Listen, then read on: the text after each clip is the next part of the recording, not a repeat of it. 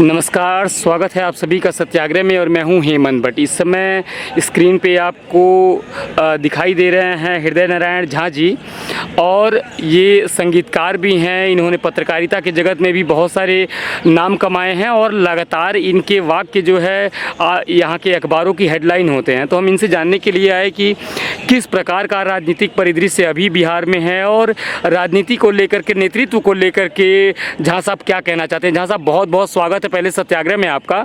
लोग आपको देख रहे हैं, बिहार के लोग भी देख रहे हैं, वो जानना चाहेंगे कि बिहार के चुनाव में क्या खास है और नेतृत्व को लेकर के, बिहार के नेतृत्व को लेकर के आप क्या कहना चाहेंगे। बहुत अच्छा आपका सवाल है, माकूल सवाल है आज के संदर्भ में, लेकिन मैं किसी का नाम नहीं लेना चाहता। लेकिन सत्ता शासन के साथ जो राजनीतिक पार्टियां यहाँ हैं, जी उनकी चर्चा तो थोड़ी करनी होगी ना। जी तो उस संदर्भ में आप ये समझिए कि मेरे जैसे व्यक्ति से आप ये बात पूछ रहे हैं, तो मैं अपने जो भी अभी तक का मेरा अनुभव है उस आधार पर मैं ये कह सकता हूँ कि बिहार की राजनीति जो है वो नेतृत्व विहीन है। जी, नेतृत्व विहीन मैं इसलिए कह रहा हूँ कि सभी पार्टियों में भी जो हैं लोग इकट्ठा हुए, आपस में सौहार्द बांटे, कुछ नई विचारधारा लेके आए, जनहित का कुछ सोचे, कुछ युवा का सोचे, कुछ बच्चा का सोचे, तो पता चलता है कि ये संगठन सरकार समाज के लिए उपयोगी है। जी, ऐसा कोई पार्टी यहाँ नहीं है। अब लीजिए, भाजपा के साथ अभी गठबंधन में है सरकार, तो 2 विभाग बिहार सरकार में ऐसा है जो 2 विभाग से बिहार विश्व में झंडा फहराता रहा।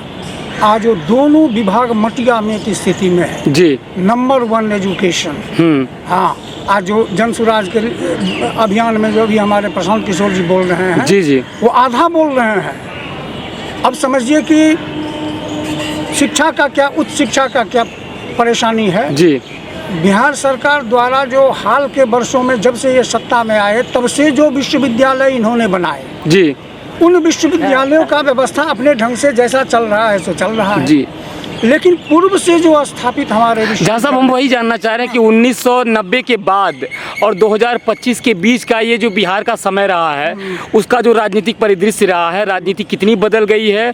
आने वाले समय में आपको क्या लग रहा है कि विधानसभा चुनाव में क्या कुछ खास होने वाला है, और सबसे बड़ी बात कि आज का बिहार सोच क्या रहा है। हाँ, तो आप देखिए, नेतृत्व हम विहीन क्यों कहें।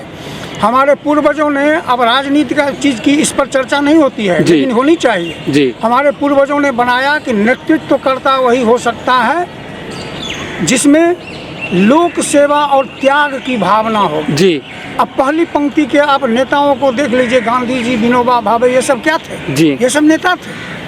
विनोबा भावे एकदम साधु के भेष में निकले और लाखों लाख बीघा जमीन जब जनता से, राजा महाराजा से मांगे, तब ना आज आप पिछड़ा को, दलित को, सबको बांटने के लिए रखे हैं, अब बांट नहीं रहे हैं। जी, तो ऐसा जो काम आदर्श दे के गया वो लोक सेवा और त्याग की राजनीति थी। आपका तो चैनल सत्याग्रह है। जी, यही सत्याग्रह बिहार के और भारत के आदर्श राजनीतिक व्यवस्था की जो है वो पहचान रही है, यही सत्याग्रह।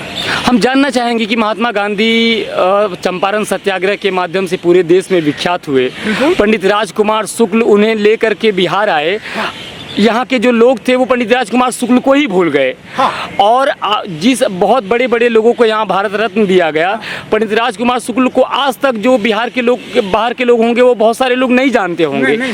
तो बिहार की जो जनता है, जो आवाम है, वो क्या चाहती है और राजनीति में बिहार की जनता का क्या योगदान है, आपको क्या लग रहा है। यहाँ को बिगाड़ने में बिहार की जनता का ही योगदान है क्या। जनता का योगदान भी है इसमें, इसलिए जनता का योगदान है जी कि हम देखे हुए हैं अपने युवावस्था में कि हम लोग गांव में थे, तो हमारे गांव में भी बारहो वर्ण जिसको आप कहते हैं ना, सभी जाति के लोग, सभी जाति के लोग रहते हैं। मुझे याद है कि मेरे जनेऊ में भी हमारे यहाँ कोई काम होता था तो सभी जातियों को निमंत्रण दिया जाता था, था और एक साथ वो सपोर्टिव होते थे हमारे। जी, आज समाज में क्या हो गया है, वो बंटवारा के चलते जातिवाद, ऊंच नीच, जातिवाद, ऊंच नीच और ईगो क्लैश। जी, हम किसी को बड़ा नहीं समझेंगे। तो ये जो 3 चीज़ आ गया है वो समाज को इतना बर्बाद कर दिया है, इतना बर्बाद कर दिया है कि अब अधर्म भी कोई बोलता है तो 25 आदमी उसके सामने में है अधर्म बोलने वाला, हाँ, हाँ। तो कहेगा यही धर्म है। अधर्म का बात यदि 4 आदमी बोल रहा है तो बेचारा चुप हो जाएगा।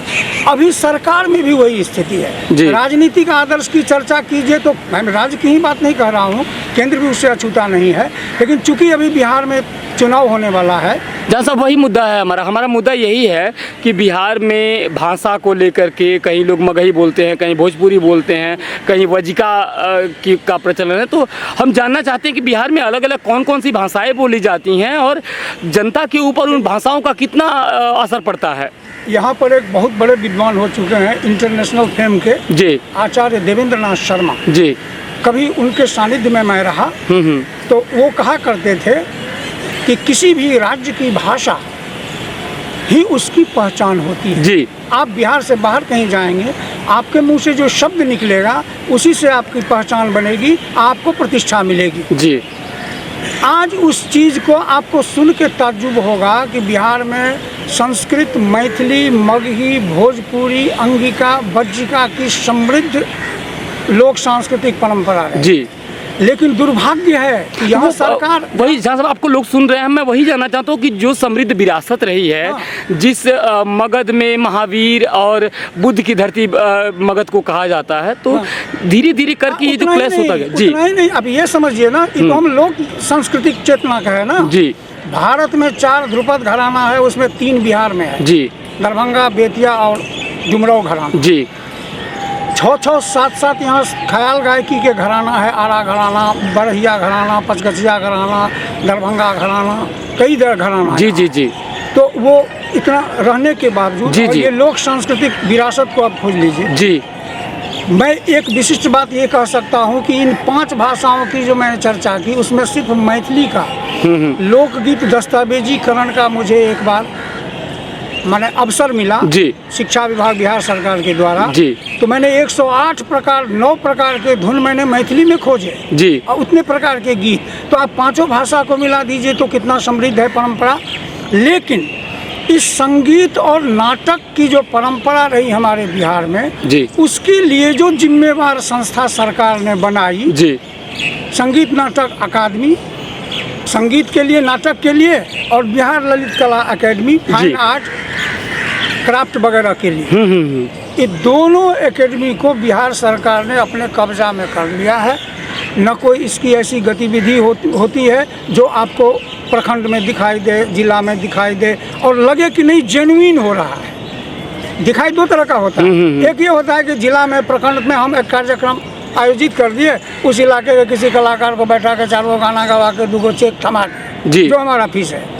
एक होता है कि हमारी कौन सी संस्कृति अभी मर रही है, उसको हम कैसे पुनर्जीवित करें और उसको कैसे हम डॉक्यूमेंटेशन करें और कैसे दूसरे राज्यों को दिखाएं कि हमारी लोक संस्कृति, हमारी परंपरा जो है संगीत की, उसमें ये नेशनल वैल्यू की बातें हैं, ये स्पिरिचुअल वैल्यू की बातें हैं, ये ह्यूमन वैल्यू की बातें हैं। आप लगातार सत्याग्रह देख रहे हैं। स्क्रीन पे आप जिन्हें देख रहे हैं वो हृदय नारायण झा जी हैं और इनके गीतों का संग्रह जो है लगातार आप शारदा सिन्हा जी के मुंह से सुनते रहे हैं। बहुत सारे अलग अलग बिहार की भाषाओं को लेकर के, लोक संग्रह को लेकर के ये पेपर में, यहाँ के अलग अलग अखबारों में हमेशा चर्चा में रहते हैं। और आज हम इनसे बात करने के लिए आए कि भाषा की कंगाली की वजह से, भोजपुरी की दुर्दशा की वजह से जिस प्रकार से बिहार का डिस्क्रिमिनेशन हुआ है, भेदभाव हुआ है, वो क्या है और कितना समृद्ध अगर विरासत रहा है तो क्या कारण है जिसकी वजह से भाषाई जो दुर्दशा है वो आगे बढ़ी है। सबसे बड़ा तो आपको चिराग तले अंधेरा ये है जी कि राज्य के मुख्यमंत्री जो हमारे हैं वो मगही भाषी क्षेत्र से आते हैं जी, लेकिन 4 साल से मगही अकादमी, जो मगही के संपूर्ण भाषा सांस्कृतिक चेतना के लिए उत्तरदायी संस्था के रूप में उच्च शिक्षा के अंतर्गत बिहार सरकार द्वारा स्थापित की गई संस्था है जी, जिसमें प्रथम पंक्ति के यशस्वी मगही के विद्वान, कलाकार, कवि लोग जिसको समृद्ध बनाए अपनी रचना देकर के प्रकाशन से। आज 4 साल से उसमें कोई कर्मचारी नहीं रहने के कारण उसकी संपूर्ण गतिविधियां ठप है और उसी भाषा के हमारे मुख्यमंत्री जी हैं, उनका वहां से शिक्षा विभाग तक ये बात नहीं आई कि इसका जीवित रहना जरूरी जहाँ है। साहब थोड़ा सा पॉइंट पे वापस आइए, एक बात बताइए कि आज के समय में जितना भी भोजपुरी गाने निकल रहे हैं, जितना भी भोजपुरी संगीत आ रहा है, उसका संस्कृति से कोई मेल क्यों नहीं खा रहा है? इसलिए नहीं खा रहा है कि देखिए, सबसे पहले है कि मनुष्य जो जन्म लेता है जी तो हमारे पूर्वजों ने ये सिखाया है वैदिक काल से कि बेटा, मनुष्य का जन्म जो होता है ना, वो प्राकृत मनुष्य के रूप में होता है। जी प्राकृत मनुष्य का मतलब हुआ कि पशु वाला भी आचरण उसमें रहेगा। जी इसीलिए आगे चल के हमारे पूर्वजों ने एक उपदेश दिया कि आहार निद्रा भय मैथुनं च समान में तद पशुभिर नराणाम्। जी धर्मेण तेषाम अधिको विशेषः धर्मेण हीनः पशुभिः समानः। लोग समझ नहीं पाएंगे, इसको थोड़ा हिंदी में एलोबरेट कर दीजिए। ये है जी कि आहार निद्रा भय और मैथुन, ये चार चीज मनुष्य और पशु में समान है। जी अधिक क्या है मनुष्य में? धर्मेण तेषाम अधिको विशेषः। जी। अब वो धर्म क्या है? तो आप मनुष्य है तो मनुष्य जैसा आपको रहना चाहिए। रहने के लिए क्या बताया? जी। क्षमा धृति दमोस्तेजं शौचमिंद्रिय निग्रह धी विद्या सत्यम क्रोधो दशकं धर्म लक्षणम। 1 मिनट में समझ जाइएगा। जी। धैर्य, क्षमा, दम मतलब इंद्रियों को, मन को बस में करना, अस्ते चोरी, छल प्रपंच नहीं करना, जी शौच पवित्र रहना, जी। मन से, तन से, भावना से जी। पवित्र रहना, बुद्धि विद्या से युक्त रहना, सत्य का आचरण करना, क्रोध कम करना, ये मनुष्य का लक्षण बताया गया। पहला धर्म। इस धर्म में हिंदू मुस्लिम सिख ईसाई कोई आता है? मैं वही जानना चाह रहा तो हूँ। संपूर्ण विश्व समुदाय के लिए है। जी ये तो कॉमन है। अब ये चीज के साथ साथ हमारे पूर्वजों ने कहा कि नेतृत्व जो करेगा उसको यम नियम से युक्त होना चाहिए। और यम क्या है? अहिंसा, सत्य, अस्तेय, ब्रह्मचर्य और परिग्रह, शौच, संतोष, तप, स्वाध्याय, ईश्वर प्रणिधान। ये 10 नियम, यम नियम का पालन क्यों बताया नेतृत्वकर्ता के लिए? ये यदि पालन करेगा नेतृत्वकर्ता तो उसी में समदर्शन और मैत्री भाव का चेतना जागेगा। जी आज आप देश स्तर पर आप इसका सर्वे कौन करेगा? सत्ता जो शासन में है वो अपना काम करता है, जी। उसका सर्वे कौन करेगा?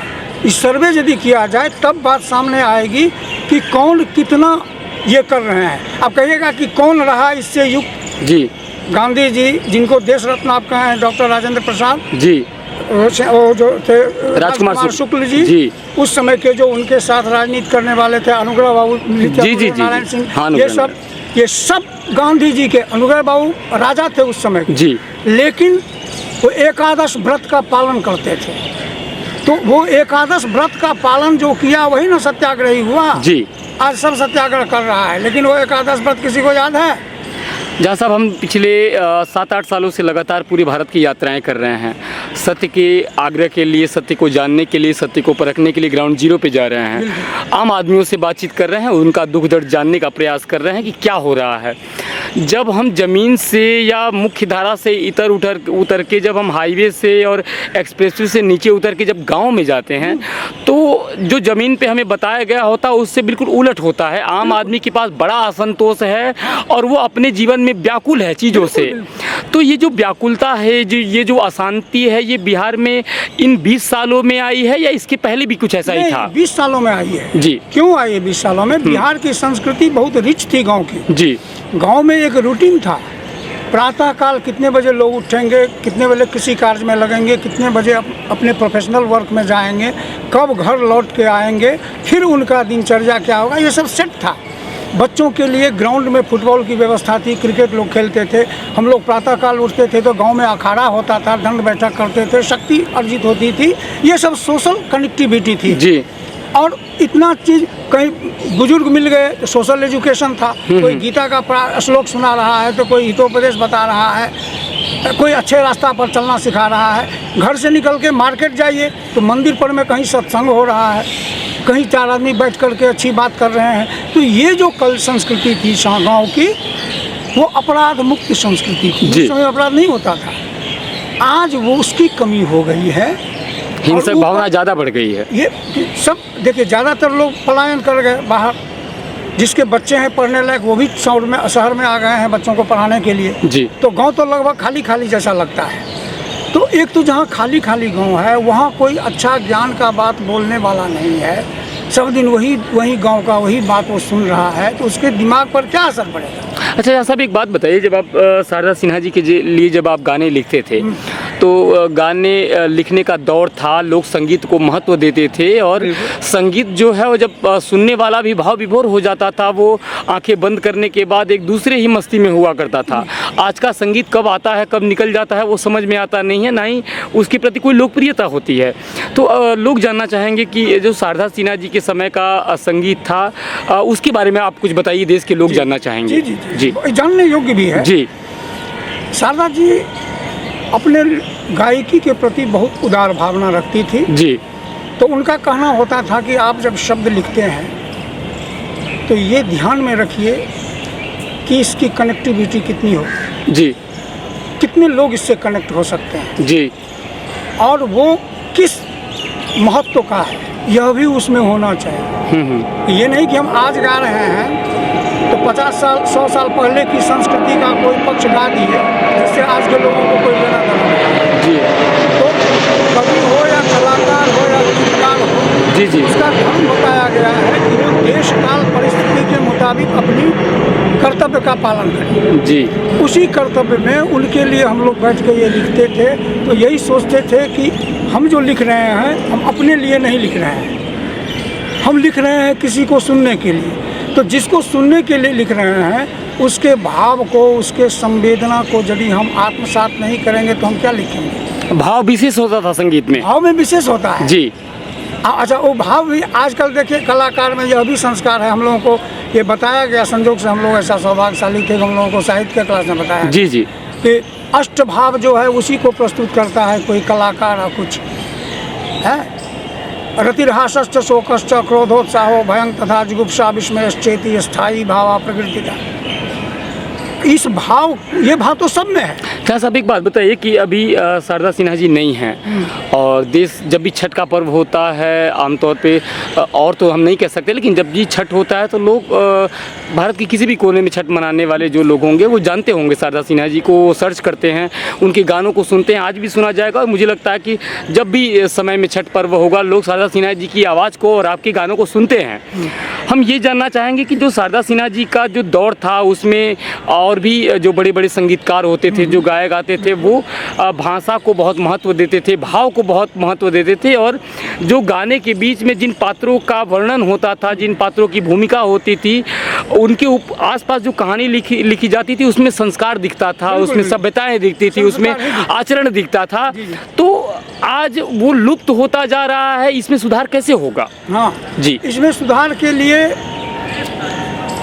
कलाकार स्तर पर भी मैं बोल रहा हूँ जी, और सरकार स्तर पर भी बोल रहा हूँ। जी, कलाकार स्तर पर पहला ये चीज़ है कि कलाकार अपनी कला के बारे में सुशिक्षित हो। जी, ज़्यादातर कलाकार जैसे तैसे सीख रहा है, जैसे तैसे अभ्यास कर रहा है, क्या प्रयोजन है, कहाँ जाना है, अपना सीख रहा है जी, और सीखते हुए उसमें वो रचनात्मकता पैदा नहीं हो रही है। जी, तो उसका कारण में यही है कि वो पहले उसका जो पारंपरिक ज्ञान है वो अपने में धारण आत्मसात करे। जी, आत्मसात करेगा तो उसको यदि अवसर नहीं भी होगा तो मिल करके भी कुछ ऐसा क्रिएट कर देगा कि वो आगे बढ़ जाएगा। जी, ये कई बार देखा गया। हाँ जी, हाँ जी, कई ऐसे ग्रुप हैं अपने भारत में जो ऐसे कर रहे हैं, लेकिन कलाकार स्तर पर में इस चीज़ का अभी पटना में अवसर के अभाव में कहिए, जैसे भी कहिए, इसका अभाव है। जी, जो युक्त भाव से कलाकार एक जगह नहीं है, सभी विधाओं के सब अलग अलग ढंग से अपना काम कर रहे हैं। हाँ जी, सरकार स्तर पर बात यह है कि सरकार स्तर पर बिहार की कला संस्कृति के हित में जितनी भी योजनाएं सुनिश्चित की गई जी, उन योजनाओं का कार्यान्वयन नहीं हो करके जी, विभाग स्तर पर जो उचित अनुचित लगता है वो कार्यक्रम हो रहा है। जी, तो इस स्थिति में संगीत नाटक एकेडमी है और ललित कला एकेडमी तो आपको बताएं। नहीं, जब कलाकारों से हम लोग बातें करते हैं तो उनके कहने का मतलब होता है, जब हम उनसे पूछते हैं कि आप अश्लील गाने क्यों गाते हो या फिर इस तरह की अश्लीलता से समाज में बुरा असर पड़ता है, तो उनके कहने का मतलब होता है कि जब हम अच्छे गाने गाते हैं तो कोई सुनता नहीं है, जब हम अच्छे कंटेंट लेके आते हैं तो कोई सुनता नहीं है, और जैसे ही एक गंदा गाना या कोई अश्लील कंटेंट आता है हज़ारों मिलियन उसका व्यू हो जाता है। तो वो कहते हैं जब लोग बुरा देख रहे हैं तो हम बुरा क्यों ना लिखें। तो इसके बारे में आपकी क्या राय है? इसके बारे में यही है जी, कि देखिए जैसा देश काल और परिस्थिति होता है वैसे लोगों की मानसिकता होती है। जी, तो अभी जो मानसिकता चल रही है उसमें जो अभी हम आपके सामने मानवता की बात किए, उसका परिभाषा बताए जी। इसका चर्चा भी होता है समाज में। नहीं, तो जब आज के दौर पे तो मुख्य तौर पे नहीं होता है। यदि उसको ये बताया जाए कि तुम जो जिस चीज़ को देख करके खुश हो रहे हो वो तुम्हारे लिए नहीं है, क्योंकि तुम ज्ञान शक्ति, क्रिया शक्ति और इच्छा शक्ति लेके पैदा लिए हो बेटा। तुम भी कुछ समाज को देने के लिए आए हो, समाज को बदनाम करने के लिए नहीं आए हो। जी। तो ये ज्ञान जब उसमें होगा ना कि एक युवा के नाते यदि हम कुछ लिख रहे हैं जी। तो युवा का कर्तव्य हमारे समाज के लिए क्या है, देश के लिए क्या है। जी। अभी नई शिक्षा नीति में यही बात आई है कि युवाओं के स्कूल कॉलेज के खास करके युवाओं को सामाजिक दायित्व के बारे में बताया जाए। उसी में से ना कोई कल गीतकार बनेगा। जी जी। तो कम से कम आज उसका यदि ब्रेन वॉश हो जाता है इस बात से कि ये जो चीज़ अश्लीलता जो है वो हमारी गाली के समान है हमारे लिए, जी जी, तो वो एक्सेप्ट नहीं करेगा उस चीज़ को। तो आज ज़रूरत है इस बात की कि सबको तो पहले जो ही आपको कहे कि ऐसा कोई वातावरण बने जिसमें लोगों को इस बात से जागरूक किया जाए कि आप खुद को, अपने बच्चों को, अपने परिवार में इस वातावरण को पहले बनाइए कि आपका बच्चे में वो संस्कार हो। जी। तो वहाँ आगे जा कर के उसमें नेतृत्व की क्षमता तभी आए। ये क्लिप आप अभी बिहार की राजधानी पटना से देख रहे हैं और स्क्रीन पे दिखाई देने वाले शख्स जो है किसी पहचान के मोहताज नहीं है। ये हृदय नारायण झा जी हैं और लगातार आप शुरू से अंत तक इनका जो कार्यक्रम देख रहे थे। एक बेहतरीन व्यक्तित्व है, सरल स्वभाव है इनका और बड़ी सहजता के साथ सामने वाले में अपने संवाद के माध्यम से उतरते जाते हैं। आपने सर, अब इन्होंने अपना महत्वपूर्ण समय दिया। सर, आपने अपना महत्वपूर्ण समय दिया, इसके लिए बहुत बहुत धन्यवाद। और आप बने रहें सत्याग्रह के अनेक कार्यक्रमों के साथ। बहुत